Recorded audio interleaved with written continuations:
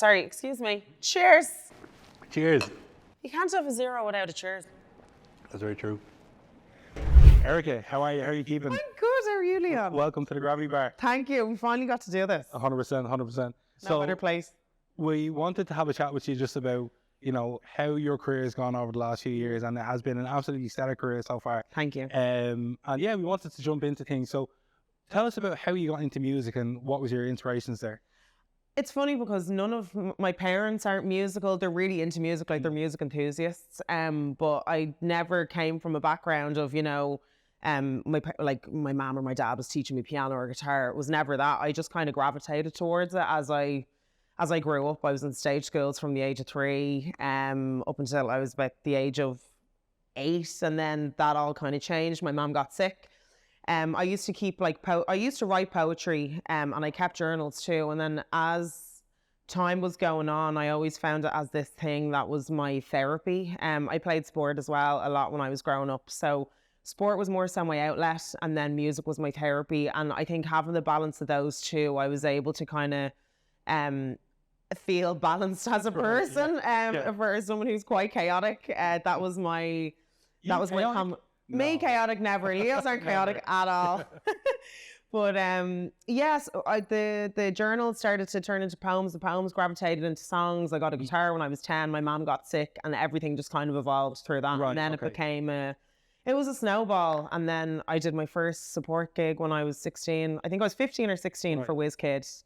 And then that was it, yeah. WizKid. Ever since then, I caught the bug. That was the day I caught the bug. Yeah.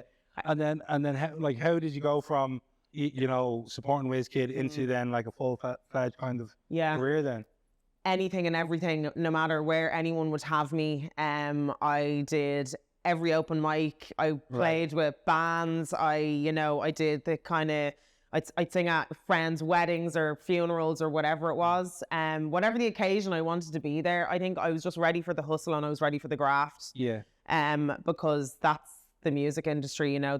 I could have gone on like TV shows and done that whole thing, but for me, I was like, no, I really want to, I want to last really long, and I want to have a career that has a lot of longevity. And for me, I felt like I needed to learn what it was like to be nobody instead of going from nothing to something really quick. You know, I tried out for The Voice.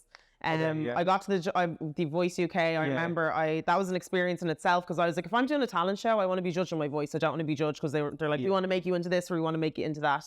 I wanted to be solely judged on my voice, and I remember getting onto The Voice and getting to work with these amazing vocal coaches, and it was an amazing experience. I didn't get through, but I got to meet all the judges, and you know, none of them turned around, which was great, because I think those no's are what help build your character and show you what you need to work on. And everything just kind of went from there. Then I was in college, I was playing basketball, then I got injured and I tore my ACL. You know, I'd plans to go to the States and do the whole damn thing over there, and then that didn't happen because I didn't think I was ready, to be quite honest. I wanted to be in Ireland. I wanted to really make a name for myself here, and I wanted to be, you know, make myself something of the industry here too, and then, you know, spread my wings and then come back and grow that way. And and that's it. And like from each of the pieces that you spoke about there, you had setbacks that, you know, other people may have just, you know, said, all right, I'm giving up. I'm not doing this.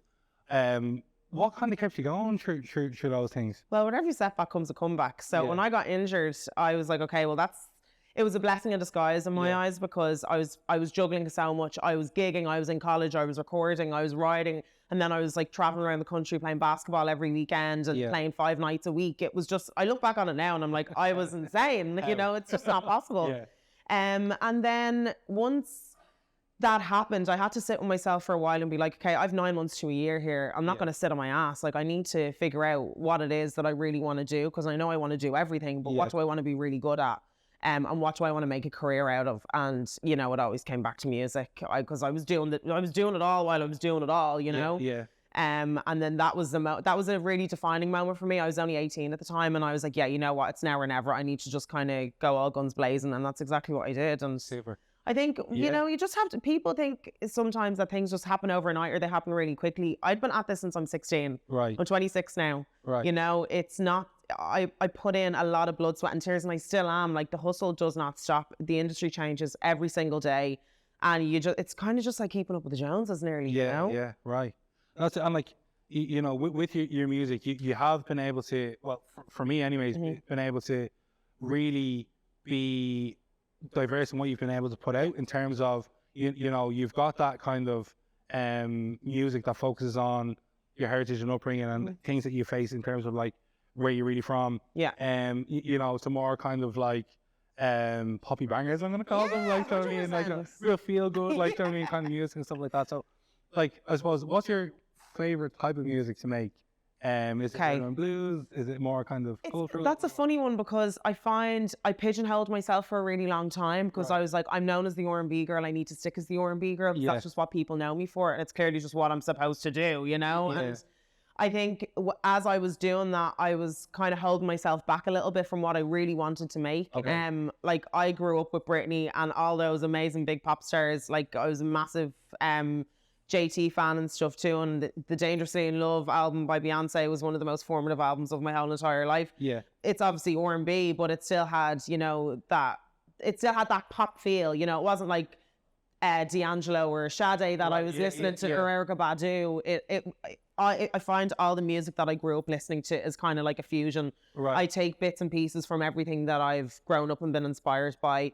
But I find now that I'm older, geez, I'm 26, but you know what I mean? As I've grown, I feel like I've grown so much from when I first started. And now I'm in a place where I'm like, I just want to make music that makes me feel good. If it's a Vogue House dance song, if it's a pop banger, if it's an R&B pop tune, if it's you know, if I'm going to start spitting bars, like, you know, it really just depends. But right now I'm in my pop bag and I absolutely love it. 100%. Because it's music that I can feel good to. It's music that other people feel good to. And, you know, it's music you can dance to. After I came off Dance with the Stars, I was like, I was dancing just like so many other people's tracks. I want to dance to my own. 100%. Yeah, and then that's where Cry Baby was born. I was literally about to go into that, like, so I mean, like, it's so catchy, like, do you know what I mean? So catchy. Yeah, what was the inspiration behind that? And like, you know, what was the inspiration behind it? I suppose just time wasters. Because I'm one of those people, I'm really loyal, but I really hate when you waste my time. So when it comes to friendships and relationships, I throw my everything into it.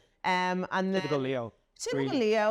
You know, I don't really like to be heartbroken, but, you know, I love to turn a negative into a positive, and I find I've had more heartbreak in friendship relationships more so than I've had in, you know, personal relationships.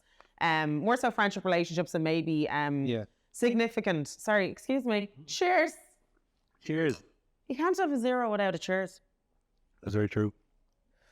Watch the fancy glass now. Me too. Lip lock coming off. So, yeah, got it on tick. Oh, yeah. But I can't remember what I was saying. Oh, Cry Baby. Yeah, it came at a time. So after Dance with the Stars, I had like thrown my everything into that show for 5 months of my whole entire life. I didn't see my friends. I barely saw my family. I didn't have any time but to live, breathe and eat that show. And because I wanted to get the most out of it that I possibly could, because I know your time can be limited on it. And then after I came out of it, I had a real identity crisis, because I was like, oh my God, I'm not a dancer anymore. I'm going back to being me. Like, how the hell am I going to do this? And I obviously went straight back into the studio, because that's just what I do and what I know. And when I went back, I think the first song, me and my producer, Richie McCourt, and songwriter partner, he's amazing. We wrote Love Like This first, I'm pretty sure, and then Cry Baby was the next one, and then I had another one called Swing My Way. That was the one after that that's going to be coming out. Yeah, I'm saving that one for a good time. Okay. But all these songs are coming out and they're really good, and they were all like pop R&B bangers. Like, they still had that the pop formula, but they had the R&B rhythm and feel and everything else.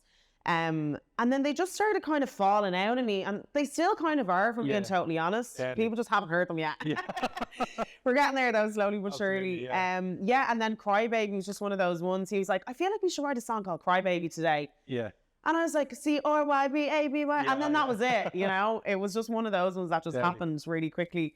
And then it's funny, because when I write, I always find in retrospect, that's when it makes more sense to where I thought I was when I was writing the song. And then as much as I listen to it now, I'm like, oh my God, I thought it was about this and it was about something completely different. It was more so about, like, you know, maybe certain friendships and like people trying to make you feel like you're the issue when you're not, you know?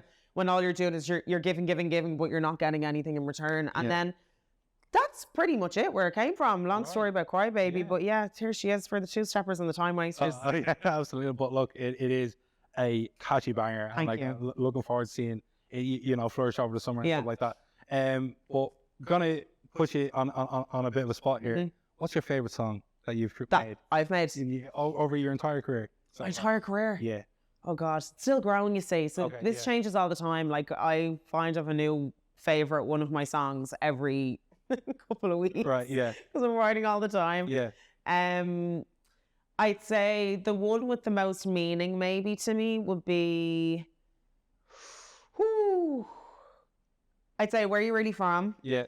Because that was a moment where I was like, I found myself being completely unapologetic. Yeah. And I was okay with being that now, whereas beforehand I was such a people pleaser and I always just wanted to fit into the mold instead of making my own and letting people into that, and hopefully they can learn something from it. So for me, that was a real kind of, it was a game changer for me, I think, in terms of my writing and stuff as well. I suppose all my music is like a journal. It really is. It all comes back to when I'm 6 or 7, writing in a journal. And yeah, it's where it all started. 100%.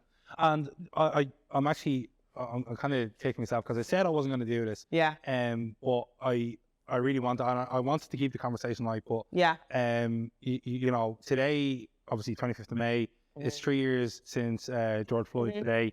And I'm just thinking back to that time during the pandemic, and you were and like obviously you don't need to say anything on this. I just want to say it to you, because I'm thinking back on that time, and you were a really big leader for the community back then, and like the likes of yourself, JLOL, and stuff like that. When we needed people to be speaking on these issues, you were one of those people. So I just want to say thanks for that. Of course. Stop, we're gonna let you cry. No. That's it. Well, cheers to that. Cheers to that. Cheers to change. 100%. But on that note, that wasn't, like, for me, that was just inevitable. Oh, yeah. It wasn't a choice. Yeah. It was something that just had to be done. Because it felt like for the first time people were the penny was starting to drop. Yeah. After so many years of sweeping shit under the rug like we do, Sorry, I probably can't curse on this, but anyway, that's fine. You can bleep it. Yeah. Oh, I love a bleep. Yeah. I love a bleep. It was just kind of like everyone was just sweeping everything under the rug, and it felt like there was actually, we could get some sort of change out of this. We still have a long way to go, I think, across the board. When it comes to LGBTQIA plus laws, when it comes to racism, when it comes to everything, there's so much across the board that still needs to be done. You're looking at what's happening in the States. It's not getting any easier. Things do get tougher before they do get any easier. But, in terms of here, everyone is speaking on their experience. And I think everybody wanted a piece of what everybody was going through, because the Black experience is completely different for every single person, no matter if you're mixed race, no matter if you're Black, no matter if you're brown, no matter what your ethnicity. But when you are a minority and you're a little bit indifferent in a world that doesn't necessarily understand your struggle, it comes with the sense of, okay, well, we need to feel your pain in order for there to be some sort of change. And it definitely took a mental toll on me, because I felt like I had to fight a million different fights along with that. But I was cool with that, because I was like, if something comes of it, that's a job well done. So it comes to the likes of, Black and Irish, who went, oh my God, I could talk about you guys all day. Honestly, I just think you're absolutely incredible. Thank you. And you're part of that change, but it takes for people to amplify their voices and amplify other voices. I can't speak on everybody's Black experience, because it's different. Absolutely. My Black experience and your Black experience could be completely different, but the same. Yeah. In all the same. Being mixed race, I completely understand my privilege as a light-skinned Black woman in this world. I know it, I've been a part of it. And I also know what it's like for my darker brother and sisters too. So, I know what it's like being with my Black family and then being with my white family, and how it's indifferent. I've seen both sides. And I understand that there's just such a huge conversation around it, That's a podcast in itself. Yeah, absolutely. But we're getting there. But for me, it was really important to, I think once I spoke about things, I accidentally became some sort of spokesperson for the cause, and it made me a little bit uncomfortable, because I'm like, my experience isn't everybody else's experience. You need to be on the ground, and you need to have your ear to the ground and try and reach out to those who have worse off experience even than I do. But they don't have to speak on it. Yeah. But just know they're there. Yeah, absolutely. Because it's just a lot. It is. You know, No, and 100%. it brings up that whole thing where, you know, Black people shouldn't have to just relive their trauma for other people's understanding. I get it. Yeah. But then again, sometimes they have to. It's like a double-edged sword, you know. It is, it really is. That's it. But like that's it. As you said, we're making that change, and you know, slowly but surely we're seeing things. Yeah. You know, be different. But you know, speaking of a little bit of difference. Yeah. You know, you took a bit of the I'm not going to say sidestep, but like you did pivot a little bit in terms of when you went on to Dancing with the Stars. Yeah. You know, everyone knew you as this like you know a really good singer and influencer and stuff like that. But then it was like, okay, let's see the dancing ability. So tell us a little bit more about that. You said it took over your life, but you know, what went on? You know what? It took a lot of convincing from my agent and my manager to be like, just do it. Like, why do you not want to learn how to dance for like months on end with a dance partner, a pro? Yeah. And I was like, I just don't think it's my brand. I'm a musician. Like, I make myself accessible through my music. I'm like, all that artistic shit. Yeah. But for me, I was like, okay, I work with brands that I really love because they fit into my everyday life as a musician. And I'm very blessed and lucky that I've had those opportunities come my way. And I've always been really strict with never getting that line blurred when it comes to being an influencer and being a musician, because I am always a musician. First and foremost, that's what I do. It's what I know. It's who I am as a person.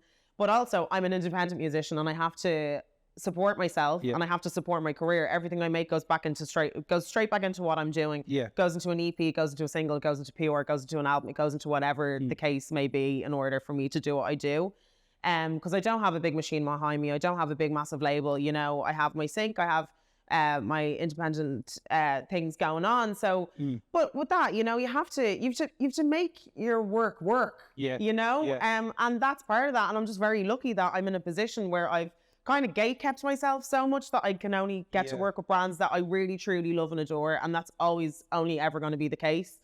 And I just think in this day and age, artists have to become a hybrid of so many different things. They have to have, you know, some sort of public profile in order for it to even be recognized by someone like a label. Like it's like things have just done a complete 360. Yeah. You have people on TikTok who go viral and have never sang a song in their life. They're just used to doing dances, and they're getting signed by major record labels at the drop of a hat. Yeah. And they're like, and I've spoken to my friends who are songwriters about this, and they're like, they don't know what they're doing. You know, they just, because they don't know this world and they don't necessarily really want to be a part of it. Right. They're just told that they can be this big machine because of a TikTok following, which blows my mind. Yeah.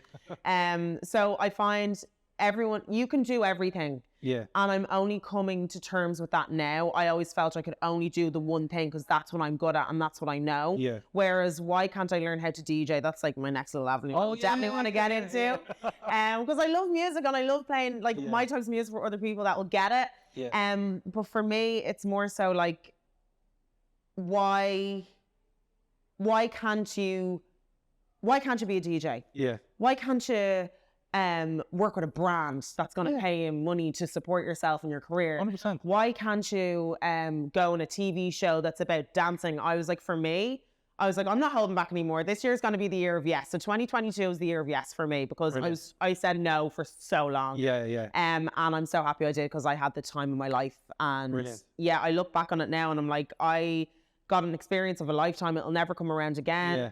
It's one of those things that I'm getting to learn how to dance with a professional for 6 months. So I was like, I'm never going to take that for granted ever again. And that's only going to tie into my music. You know, it's only going to tie into where I want to go professionally. When it comes to my sound, like now I'm making dance music as well, which I thought I'd never do because I didn't want to get lost in that world. Where I'm like, I love dance music. I grew up listening to dance music. Like Roisin Murphy, especially, is like one of my biggest inspirations. Like, why would I not want to make music that people can groove to? 100%. Sorry, I'm very passionate about that. Of course. But The other thing was, I remember seeing you at the Upplegate Brewery last year for the summer party. Yeah. And I was asking you about, and you were like, Leon, never been so fit in my life. Never been so fit in my life. Swear to God. Yeah. I knew nothing like it. Yeah. Nothing. Now I'm not that fit now, but give it a go, to be honest. I'm telling you, you're next. All right, 100%. That's a call out to Dance with the Stars. Get Leon on Dance with the Stars, please. Please don't.